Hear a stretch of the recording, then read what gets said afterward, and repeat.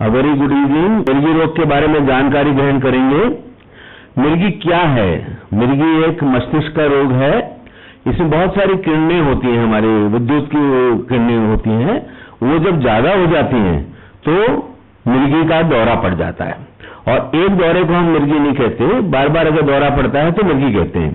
इसमें क्या होता है, आपने देखा होगा कि आप लोगों सबके साथ भी होता है कि होश खो देते हैं, कुछ सेकंड के लिए भ्रम की स्थिति होती है, मांसपेशियों में जकड़न आ जाती है, मस्तिष्क में सामान्य विद्युत गति के शारीरिक व्यवहार में अचानक परिवर्तन आ जाता है, और इसमें झटके लग सकते हैं, इसमें मुंह में फैन आ सकता है, इसमें मलमूत्र निकल जाता है। तो इस तरीके से कई तरह के दौरे होते हैं और उनकी अलग अलग तरह की प्रेजेंटेशन होती है। तो विभिन्न तरह के दौरे जो होते हैं वो हमें पहचानने चाहिए और डॉक्टर के कहने से उसका इलाज चालू करना चाहिए। अब ये मिर्गी किसको हो सकती है? तो मिर्गी ऐसा कुछ नहीं है कि मिर्गी छोटे बच्चों को ही होती है, मिर्गी बड़ों को भी हो सकती है, मिर्गी एडल्ट्स को भी हो सकती है, मिर्गी लड़कियों को भी हो सकती है, मिर्गी बूढ़ी औरतों को भी हो सकती है। तो ये बीमारी है जो भारतवर्ष में नहीं पूरे विश्व में प्रचलित है, और इसकी प्रेवलेंस है 4 से 11 प्रति हजार भारतवर्ष में, और एक मैंने सर्वे किया था चूरू में, उसमें 3 प्रति हजार है हमारे भारतवर्ष में। इन जनरल अपन 1% के नाम से वो कहते हैं कि 100 में से 1 व्यक्ति को मिर्गी होती है। तो गलत बातें और कहानियां जो इसके बारे में प्रचलित है मैं आपको बताना चाहूंगा। लोग समझते हैं कि मिर्गी के बारे में काफी गलत बातें और कहानियां सुनी भी जाती हैं, और कुछ आपने अभी देखी भी जो डॉक्टर साहब ने बताई कि ज्यादातर मिर्गी लोग आम लोग की तरह समझदार और होशियार होते हैं। तो ये लोग कहते हैं कि नहीं होते, और मिर्गी का सही चीज ये है कि मिर्गी एक आम आदमी, नॉर्मल आदमी जैसे कर सकता है। इसी तरीके से लोग कहते हैं कि मिर्गी वाले गुस्से वाले होते हैं और हिंसक होते हैं। तो सारे मरीज न तो गुस्से वाले होते हैं न हिंसक होते हैं। बच्चों में और बड़ों में कई बार कहते हैं बच्चों में मिर्गी हो गई तो पागल हो गए, तो वो पागल नहीं है। मिर्गी पागलपन नहीं लाती। इसी वजह से ये मिथ्या है कि हमारे पुराने कर्मों का फल है, हमने कोई गलत काम किया होगा, या भूत प्रेत का हमारे ऊपर असर हो गया। तो ये सब मिथ्या है, ये सब भ्रम है, इनको हमें दूर करना चाहिए। मिर्गी सबसे भी नहीं होती, न झाड़ू पोछा से होती है, न कोई झाड़ फूंक करने से होती है, न किसी बुरी नजर का असर है। ये सब गलत है। इसी तरीके से ये लगता है, कई लोग कहते हैं कि मिर्गी के रोगी पड़ा है जिसका दौरा आ रहा है, और उसके हाथ नहीं लगाते, उसके बाद खाना नहीं खाते, उसके बाद बैठते नहीं क्लास में, कहते हैं छुआछूत की बीमारी। जैसे कोई टीबी होती है, कोविड होता है, तो उसके अंदर लोग बल नहीं करते, लेकिन मिर्गी कोई ऐसी छूत की बीमारी नहीं है, और न ही मिर्गी एक अनुवांशिक बीमारी है। बहुत 1% से भी कम, जैसे कि दूसरी बीमारियां अनुवांशिक होती हैं, उतना ही इसका प्रेवलेंस है। तो इसके लिए इससे घबराना नहीं चाहिए। अब दौरे के कई तरह के प्रकार हैं, हमने आपको बताए कि एक तो होता है जनरलाइज्ड टोनिक क्लोनिक फीवर, जिसमें हाथ पैर चारों ऐंठ जाते हैं, मुंह में झाग आ जाता है, मलमूत्र निकल जाता है, मरीज बेहोश हो जाता है। एक होता है कि एक हाथ पैर ही होता है और एक पैर भी हो जाता है, मुंह का एक हिस्सा कॉन्ट्रैक्ट करने लग जाता है, तो उसको हम कहते हैं आंशिक मिर्गी। एक होती है कॉम्प्लेक्स पार्शियल फीवर, जिसमें कि मरीज अपने हाथ बटन बंद करने लग जाता है, चिल्लाता है, उसको खुशबू आने लग जाती है, वो आपको कार्य शून्य हो जाता है और थोड़ी देर में वो सुना, इसको ऐसे कहते हैं कॉम्प्लेक्स पार्शियल। एक होता है जो कि बच्चों में आपने देखा होगा, उसको कहते हैं एब्सेंट सीजर। वो एक टक बच्चा दिखता रहता है और थोड़ी देर में ठीक हो जाता है, उसका कोई मूवमेंट नहीं होता, वो केवल सुन्न हो जाता है। तो ऐसे भी मुर्गी देखे। और कुछ मैंने अपनी फिल्म में आपको बताया था कि नहाने से भी हो जाती है, टीवी देखने से भी हो जाती है। ये एक तरह की रिफ्लेक्स एपिलेप्सीज है। रीडिंग एपिलेप्सी भी हमने देखी है, ईटिंग एपिलेप्सी भी देखी है, खाना खाने से भी कई हो जाता है। कई को मैथमेटिक्स की किताब पढ़ता है उसी से होती है, बाकी किताब पढ़ने से नहीं होती। तो ऐसी भी एपिलेप्सीज हैं। अब मिर्गी के दौरे के कई प्रकार होते हैं, मैंने आपको बताया, जैसे आप इस फोटो में देख रहे हैं, इस स्लाइड में देख रहे हैं, अलग अलग तरीके से अजीब महसूस कर रहा है, पलके झपकाता है, अपने कपड़ों को छूते रहता है, इधर उधर भटकने लग जाता है, शरीर कर जाता है, होठों को चाटता लग जाता है। तो ये सब विभिन्न तरह के एपिलेप्सीज हैं जो कि देखने को मिल सकती हैं हमें। अब ये किस वजह से होती है? तो मैंने आपको बताया कि कोशिकाएं होती है हमारे लाखों करोड़ों के रूप में ब्रेन में, उनमें जब विद्युत तरंग ज्यादा हो जाती है तो उसकी वजह से। अब इसके कारण क्या है? तो मुख्य कारण जो हमने देखे हैं वो है सर में चोट, दूसरा मुख्य कारण है इन्फेक्शन, और तीसरा है जन्म के टाइम पर जो जन्म करते हैं उस समय ऑक्सीजन की कमी हो जाती है। तो ऐसे चीजों में ये मुख्य कारण है। और भी बहुत सारे कारण हैं, मस्तिष्क में रासायनिक विद्युत असंतुलन हो सकता है। अब ये कुछ कारण ये भी है कि सर में गहरी चोट लगी, आप देख रहे हैं जैसे रोड साइड एक्सीडेंट है तो ये मोटरसाइकिल से गिर गए, स्कूटर से एक्सीडेंट हो गया, गाड़ी से एक्सीडेंट हो गया, और ये एक मुख्य कारण है। बहुत बड़ी परसेंटेज में ये दौरे का मुख्य कारण, छत से गिर जाते हैं बच्चे पतंग उड़ाते हुए, लाठी के सर से कोई मारा कुटी हो जाती है, उसमें सर में चोट लग जाती है, तो ट्रॉमा एक इंपॉर्टेंट कॉज है। दूसरा कारण दिमागी बुखार, आपने सुना होगा जो दिमागी बुखार कई बार पूरे इंडिया भर में भी फैलता है, एनकेफेलाइटिस या मेनिंजाइटिस, दिमाग की मेनिंजाइटिस हो जाती है। तो दिमाग का कोई भी इन्फेक्शन हो जाए उससे भी दौरे आ सकते हैं। इसलिए जिनके कारण दौरा, ट्यूमर्स, आपने सुना होगा गठाने या रसौली, ब्रेन के अंदर ट्यूमर हो जाता है तो उसमें दौरे आ जाते हैं। फिर आप बच्चे का आप ये देखते हैं कि महिला है, बच्चा अगर घर में करते हैं और उस समय बच्चे दाई ठीक नहीं होती तो हरदम अस्पताल में जाके हमें, ये एक तरह की प्रिवेंटेबल एपिलेप्सी है।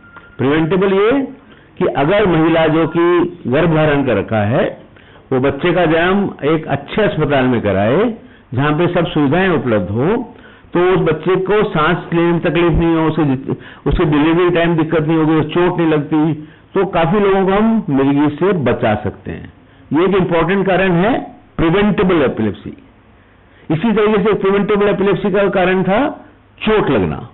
तो अपन व्हीकल चलाते हैं, अगर हम हेलमेट अच्छे तरह लगा के रखेंगे तो हमारे बीमारी से हम बच सकते हैं, तो हम एपिलेप्सी से बचा सकते हैं मरीज को।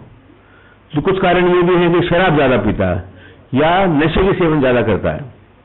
एक और बीमारी आजकल बड़ी कॉमन है जो कि हम लोग सैलेड खाते हैं, होटलों में जाते हैं, घर में खाते हैं, तो ये जो हमारी सब्जियां पैदा होती हैं, फल पैदा होते हैं, तो ये गंदे नाले के पानी से सींचे जाते हैं। तो इनमें कीड़ा होता है जिसको हम कृमि के लार्वा कहते हैं, वो हमारे पेट में चला जाता है और पेट से ब्रेन में पहुंच जाता है, उसको हम कहते हैं सिस्टिक सर्कोसिस। इसकी मैंने अभी एक स्टडी करी थी, तो 60% कारण ये था, 7% आउट ऑफ द नोन कारणों में से 7% का कारण ये था। तो इसको हम बचने के लिए क्या करें? एक तो सुअर का मांस खाने में उसका प्रिपरेशन अच्छी तरह होनी चाहिए, तो उसकी वजह से होता है। और एक ये जो कच्ची सब्जियां हैं इनको खाने से बिना धुले हुए, तो हरदम होटल की जितनी हो सके सब्जियां न खाएं, मतलब आप सैलेड नहीं खाएं, बाकी या खाते हैं तो अच्छी तरह धोकर खाएं, सबसे इंपॉर्टेंट ये है। इससे हम बच सकते हैं। तो इसको कहते हैं न्यूरोसिस्टिक सर्कोसिस। अभी देखिए मैंने आपको बताया थी प्रिवेंटेबल एपिलेप्सी, तो ये एक न्यूरोसिस्टिक सर्कोसिस भी एक प्रिवेंटेबल एपिलेप्सी, इसमें मिर्गी रोग से बचाव संभव है। दूसरा है मैंने आपको बताया हेलमेट, और तीसरा है जन्म, बच्चा पैदा होने की, ठीक है, और चौथा है ये एक्सीडेंट से बचें। अब क्या उपचार क्या होता है? अब हम लोग आते हैं उपचार पर, मतलब ट्रीटमेंट पर।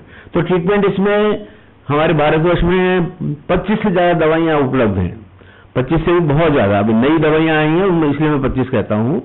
तो उनसे सेवन करने से मरीज के दौरे हम कंट्रोल कर सकते हैं। तो क्या देखा गया है कि एक दवाई नॉर्मली हम चालू करते हैं और कोशिश करनी चाहिए कि एक दवा से ही करीब 50% आदमियों के दौरे कंट्रोल हो जाते हैं। और ये देखा गया है कि 2 दवाई देने से और 3 दवाई देने से बहुत ज्यादा फर्क नहीं, 70 से 80% दौरे हम पूरे कंट्रोल कर लेते हैं। केवल 10 से 15% दौरे होते हैं जिनमें कंट्रोल पूरा नहीं होता। तो ऐसे मरीजों के लिए ऐसे हमको शल्य चिकित्सा भी करनी पड़ सकती है। तो शल्य चिकित्सा भी उपलब्ध है, तो शल्य चिकित्सा से बाकी लोग ठीक हो जाते हैं। तो घबराइए नहीं, हम दवाइयों से मुख्य रूप से 70% 80% आदमी ठीक कर सकते हैं, और उसके बाद शल्य चिकित्सा से। अब मिर्गी जांचें क्या होती है? देखिए, जांच मिर्गी की हम निदान कैसे करते हैं। मैं ये कहता हूं कि मैं गांव में काम करता हूं, तो आप ये देखिए कि कोई बहुत बड़ा जगह नहीं चाहिए हमें मिर्गी का इलाज करने की, गांव में भी संभव है।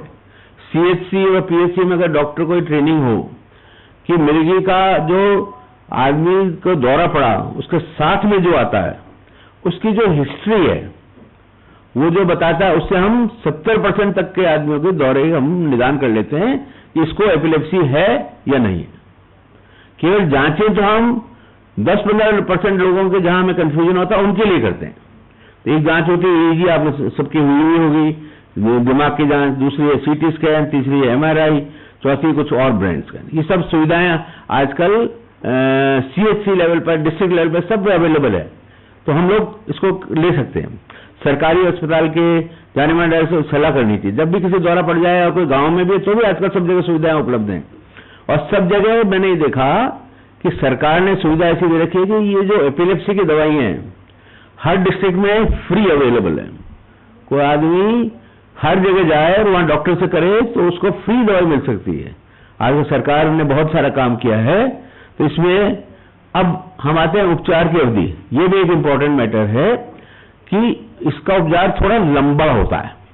तो हमको ये समझना चाहिए कि जैसे हम डायबिटीज है या ब्लड प्रेशर है, उसके हम दवाई लेते हैं, लंबी जिंदगी भर चलती है और हम नहीं घबराते। और जैसे एपिलेप्सी होती है वैसे कहते हैं अरे जिंदगी भर दवाई लेनी पड़ेगी फलाना, और आदमी शादी नहीं करता है और फलाना नहीं करता। तो ये सब गलत है। जैसे बीपी ऐसे ही बीमारी तो क्या हो गया, और ये बीमारी तो ऐसे ही कि हम दवाई दे के 3 से 5 साल में ठीक ही कर देंगे इसको। तो दवाई कम से कम 3 से 5 साल तक लेनी है। अब ये मैंने ये दिखाया है कि 10 से 5 आदमी रिस्पॉन्ड, मैंने आपको 50% बताया था कि एक दवाई लेने से ठीक हो सकते हैं। अब इसमें आहार भी अच्छा आहार लेना चाहिए जिसमें न्यूट्रिशियस आहार हो। और आजकल एक डाइट कहते हैं हम कीटोजेनिक डाइट, जो जिनके दौरे नहीं होते उनको हम कीटोजेनिक डाइट देते हैं। उसमें फैट्स ज्यादा होते हैं और उस फैट्स ज्यादा होने से उनके दौरे कंट्रोल हो जाते हैं। तो अब बताता हूं मैं आपको कि आप लोग कुछ लोग जो मरीज हैं उनकी क्या क्या सावधानियां बरतनी चाहिए। एक तो ये कि निर्धारित दवाई लें, अपने डॉक्टर को बताएं और उसके बिना आप न तो दवाई को कमती करें और न बढ़ाएं। अगर आप दौरे मुक्त हो जाएं तो किसी की देखरेख में ये काम करें। अपने सहकर्मियों को, निकट के रिश्तेदारों को, देखभाल करने वालों को दौरे की स्थिति के प्रति विश्वास रखें। मतलब आपका जो रिश्तेदार है, या आप टीचर हो या आप पढ़ाई करने स्टूडेंट हो, तो आपको ये अपने घर वाले को इसको बता देना चाहिए मुझे दौरे आते हैं और मुझे दौरा आ जाए तो आपको क्या करना है। तो एटलीस्ट वो दौरा आएगा तो आपको हेल्प कर सकेगा ना। आपातकाल में केवल जब मैं बताता हूं कुछ स्थितियां हैं जब हमको आपातकाल में डॉक्टर के भागना है। एक छोटा सा दौरा आया, उसको भागने की दरकार नहीं है, थोड़ी देर में मरीज तो ठीक हो जाएगा। अब देखिए कुछ सावधानी क्या करनी है। डॉक्टर ने जो दवाई दी उसे नियम से लें, और सबसे इंपॉर्टेंट है नींद पूरी लें।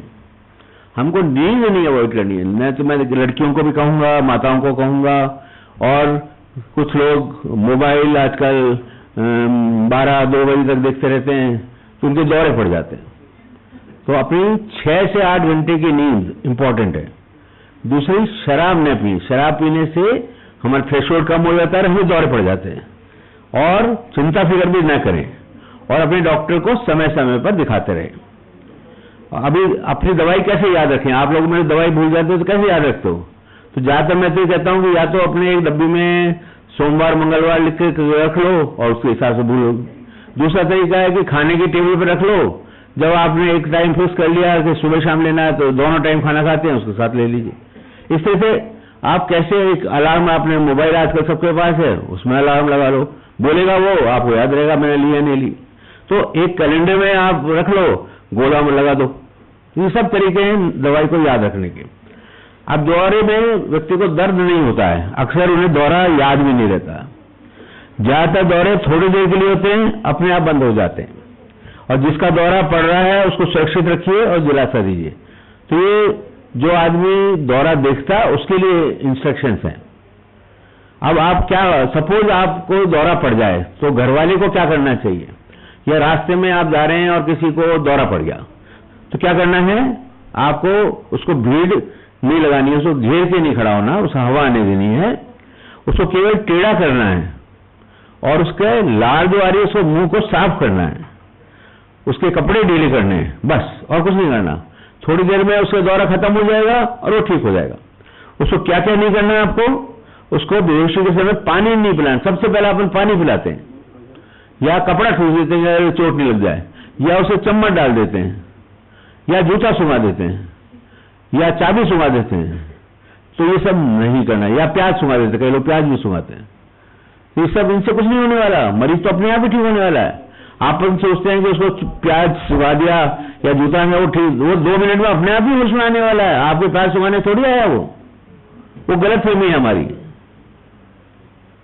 अब दूसरा एक ही इंपॉर्टेंट जो पॉइंट मैं आप लोगों को बताना चाहूंगा कि 1 या 2 दौरे ऐसे पड़ जाते हैं तो उसकी चिंता करने की दरकार नहीं है, लेकिन अगर मरीज को बार बार दौरे पड़े और 5 से 10 मिनट तक उसको बार बार दौरे उसमें होश नहीं आए तो उसको डॉक्टर के लेके भागना, ये स्टेटस एपिलेप्टिकस है, ये खतरनाक हो सकता है। तो ऐसे में मरीज को तुरंत डॉक्टर को दिखाना चाहिए। अब मरीजों आप कुछ कहते हैं कि इस दवाइयां कई लोग इसलिए बंद कर देते हैं, साइड इफेक्ट होते हैं, तो कई में दांत के मसूड़े फूल जाते हैं, किसी के बाल उड़ जाते हैं, छोटे मोटे ये साइड इफेक्ट, हाथ दूसते हैं, ये हमारी दवाइयों को साइड इफेक्ट होते हैं। ये अपने डॉक्टर को बताइए, डॉक्टर उनकी मात्राएं ऐसे तय कर देगा, उसकी दवाइयां भी होती हैं हमारे पास, तो उससे आप ठीक हो जाओगे। अब अन्य बीमारियों के साथ मिलेगी तो अपन को ये सोचना चाहिए कि सपोज किसी को टीबी है या किसी को ब्लड प्रेशर है या किसी को हार्ट की बीमारी है या किसी को थायराइड की बीमारी है, तो उनकी दवाई भी हमको लेनी है। अगर आज हमें सर्जरी करानी है तो ऐसा नहीं कि हमको सर्जरी के बाद जो दवाई दी वो बंद कर देंगे, हम एपिलेप्सी दवाई बंद करेंगे दौरा आ जाएगा। और मैंने देखा कि जब बच्चा होता है तो माताएं सोचती हैं कि बच्चे का असर करा हो तो दवाई बंद कर देती, उससे उनको दौरा आ जाता है, उससे ज्यादा नुकसान होता है, तो दवाई नहीं हमको करनी। अब ये क्या अनुवांशिक है, मैंने आपको बताया कि अनुवांशिक बहुत कम मात्रा में होती है, जैसे दूसरी बीमारियां अनुवांशिक है वैसी अनुवांशिक है। विवाह हम सामान्य जीवन जी सकते हैं, हाँ विवाह कर सकते हैं, सामान्य जीवन जी सकते हैं। केवल विवाह के समय जैसे डॉक्टर साहब ने अभी बताया था, डॉक्टर गौरव ने, कि क्या हमें उसके बारे में अपने रिश्तेदार को उनको बता देना चाहिए, तो हाँ उनको बता देना चाहिए, नहीं बताएंगे तो बाद में तलाक जैसी बात होती है। तो हमें इसको हमने बहुत डिस्कस किया हमारे इंडियन एपिलेप्सी एसोसिएशन में कि ये एक बहुत बड़ी ज्वलंत प्रॉब्लम है कि शादी में बताएं या ना बताएं। बताते हैं तो शादी नहीं होती और नहीं बताते हैं तो धोखा हो जाता है। वो हो सकता है कि वो आदमी कहता है हमने छुपा लिया और इसको हमारे को हम तलाक देंगे, ठीक है ना। तो ये जरूरी है कि हमारे को क्या करना चाहिए, इसका कि अगर समझदार आदमी हो, पढ़ा लिखा आदमी है, तो उसको तरीके से बता देना चाहिए, उससे ज्यादा अच्छा रहेगा। दूसरा तरीका क्या है कि जिसको एपिलेप्सी है मरीज को, उसको आपको सेल्फ डिपेंडेंट बना देना चाहिए। अगर वो काम करता है, वो पढ़ा लिखा है, तो उसको तकलीफ नहीं आने वाली। ज्यादा तकलीफ उन्हीं को आती है जिनको सेल्फ डिपेंडेंट नहीं हो। आपको लड़की है, अगर सेल्फ डिपेंडेंट है तो आदमी जल्दी भी छोड़ेगा नहीं, हमारा अनुभव ये। तो हम ये कहते हैं कि अगर एपिलेप्सी है घबराइए नहीं, उसको कोई वोकेशन कराइए, कोई ट्रेनिंग कराइए, कोई पढ़ाइए, उसको समाज में अच्छा स्टेटस हो जाए उसका। तो मेरे पास बहुत सारे मरीज हैं, आईएएस ऑफिसर्स भी हैं, जजेस भी हैं, सब हैं, और सब इतने बड़े बड़े बने हैं। तो इसलिए आप लोग ये समझें कि आपको अपने बच्चों को जिनको एपिलेप्सी है या आपके जो साथी हैं उनको डेवलप करना है अपने को। उनको ये नहीं करना है कि वो, अब ये मैंने बता दिया आपको विवाह के संबंध में। अब गर्भधारण, कोई भी जो एपिलेप्टिक पेशेंट है उसको बच्चे धारण कर सकता है, केवल उसको अपने डॉक्टर से, अगर शादी होती है नहीं तो वो अपने डॉक्टर से मिल ले कि साहब मुझे करना है, तो हम एक गोली देते हैं फॉलिक एसिड की, 5 मिलीग्राम की आती है, 2 पैसे की आती है, सरकार में मुफ्त मिलती है। वो गोली दवाई के साथ लेंगे तो आपको साइड इफेक्ट नहीं होंगे बच्चों का, तो जरूर लेनी चाहिए।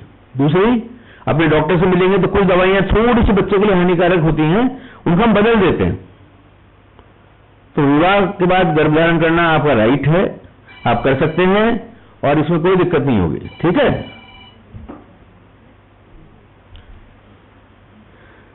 अब छुट्टियों की यात्रा, तो आज एपिलेप्टिक है वो सब घूम सकता है, वो नहीं कि वो घूमने नहीं जा सकता। लोग कहते हैं हम कैसे रिलैक्स करें, विदेश नहीं जा सकता, कहीं नहीं जा सकता है, केवल उसको कुछ ध्यान रखना होता है कि अपनी दवाइयां साथ लेके जाए, वो नींद पूरी ले, अपने हाइट्स जो थोड़ी खतरनाक जगह, जैसे सपोज कहीं चढ़ाई है, कहीं झूले ऐसे हैं जहां पर, तो ऐसे में न बैठे।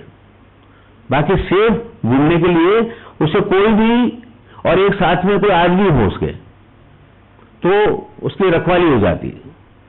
तो घूमने में अपने आप को रोके नहीं, अपने साथ ऐसा प्लान बनाएं जिसमें कि आपके साथ कोई आपको संरक्षित जाए, और कुछ चीजें जहां आग है वहां नहीं जाना, जहां ऐसी चीज तालाब है वहां नहीं जाना, ठीक है। ये अब मिर्गी से बताओ, मैंने आपको बता ही दिया कि गाड़ी चलाते वक्त हेलमेट पहने, स्वास्थ्यप्रद भोजन खाएं, खाने से पहले हाथ धोएं, मानवीय कचरे को सुरक्षित जगह निपटारा करें, और जन्म से पूर्व और बाद में डॉक्टर की सलाह लें। मिर्गी को जानें, संभालें और जीवन सुधारें। मिर्गी वाले लोग औरों की तरह होशियार होते हैं, औरों की तरह स्कूल जा सकते हैं, खेल कूद में भाग ले सकते हैं, वो काम कर सकते हैं, शादी कर सकते हैं, और चाहे तो माँ बाप बन सकते हैं। धन्यवाद।